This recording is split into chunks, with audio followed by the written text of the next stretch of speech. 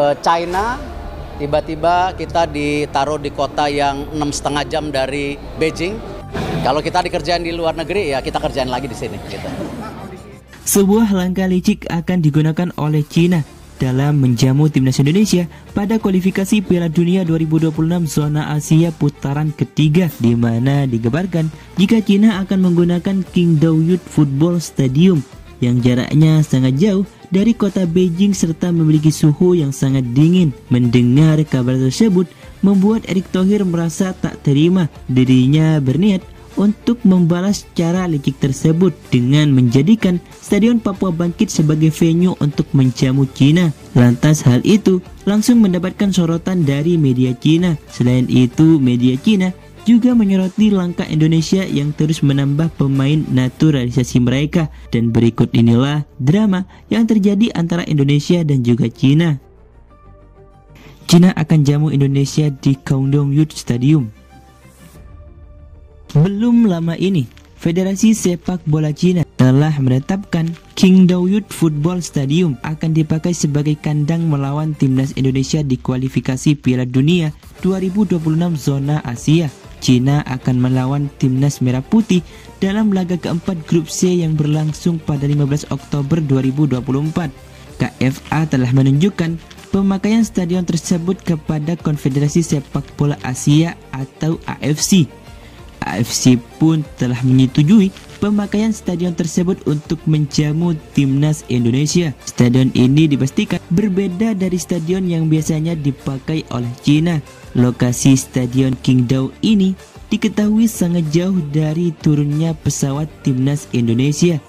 Erick Thohir mengatakan bahwa lokasi pertandingan Cina versus timnas Indonesia ini jauhnya hampir mencapai 7 jam perjalanan dari Beijing. Hal itu membuat timnas Indonesia akan menghadapi situasi yang tak mudah.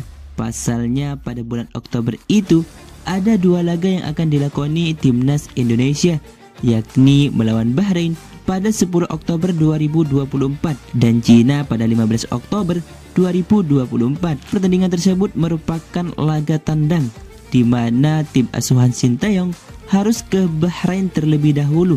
Setelah itu baru ke Cina. Tetapi perjalanan ke Cina tak akan mudah karena timnas Indonesia bakal menempuh penerbangan panjang dan melelahkan.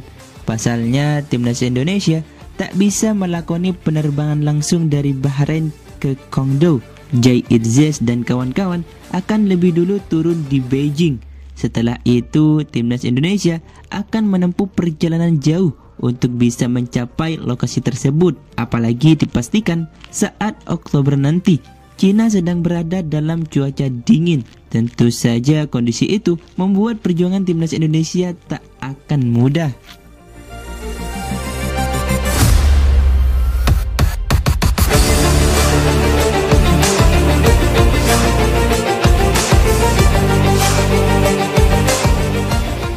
Indonesia akan jamu Cina di Papua.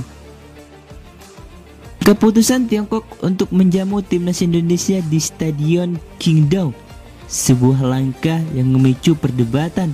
Indonesia pun memberikan strategi balasan, di mana menghadapi keputusan Tiongkok, Ketua Umum PSSI Erick Thohir memberikan komentar yang cukup tajam, di mana dalam pernyataannya Erick Thohir menyatakan keprihatinannya terhadap keputusan Federasi Sepak Bola Tiongkok yang dianggap mempersulit lawan. Bahkan Erick Thohir sempat berkelakar bahwa Indonesia mungkin akan melakukan hal yang sama ketika menjamu Tiongkok di tanah air.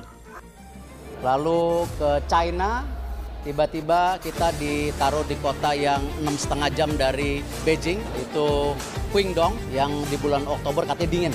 Ya, jadi semua negara ingin mempersulit tim tamunya. Jadi ya kita juga jadi tuan rumah harus baik-baik, tapi jangan baik-baik saja. Kalau kita dikerjain di luar negeri, ya kita kerjain lagi di sini. Gitu. Salah satu opsi yang dipertimbangkan PSSI adalah menggelar pertandingan tersebut di Papua, tepatnya di Stadion Harapan atau yang lebih dikenal sebagai Stadion Lukas NMB. Stadion ini bisa menjadi pilihan strategis mengingat atmosfer yang diciptakan oleh supporter Papua dapat memberikan tekanan lebih kepada timnas Tiongkok. Media Cina kaget saat lihat letak Stadion Papua Bangkit. Langkah Indonesia itu akhirnya mendapatkan respon dari media Cina. Mereka kepo dengan Stadion Papua Bangkit yang kabarnya bisa dipakai timnas Indonesia untuk menjamu timnas Cina. Di mana saat melihat letaknya, media Cina kaget karena jika dilihat secara seksama Stadion Papua Bangkit berada di tengah bukit dan dikelilingi dengan hutan. Namun meski letak geografisnya seperti itu, Stadion Papua Bangkit tetap menjadi stadion yang mudah untuk diakses. Selain itu, Stadion Papua Bangkit juga memiliki letak yang sangat jauh dari kota Jakarta. Jika dihitung jarak dari Jakarta ke Jayapura, jaraknya mencapai 5 km lebih. Tentu hal ini akan menjadi tantangan juga bagi timnas Cina.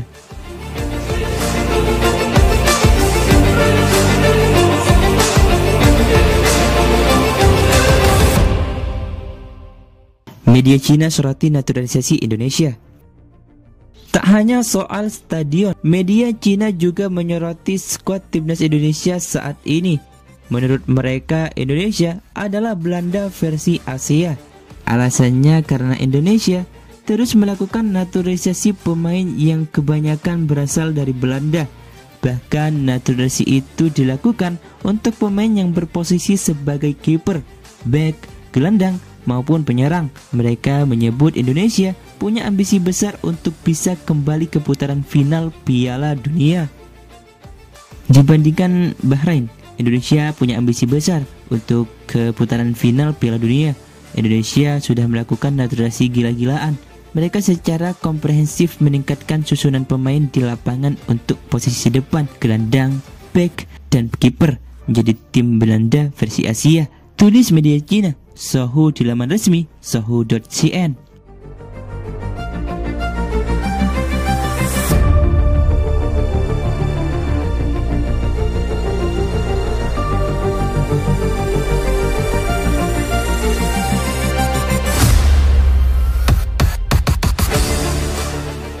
Lebih lanjut, entah nantinya akan terjadi atau tidak. Namun yang pasti, Indonesia tidak akan berdiam diri jika nantinya dikerjai saat bermain di babak ketiga kualifikasi Piala Dunia. Berdasarkan ucapan Erick Thohir tadi, Indonesia pasti akan melakukan balasan. Intinya jika Indonesia dijamu dengan baik di negara lain, pastinya Indonesia juga akan memberikan jamuan terbaik bagi negara tersebut jika berjamu ke tanah air, dan itu berlaku sebaliknya.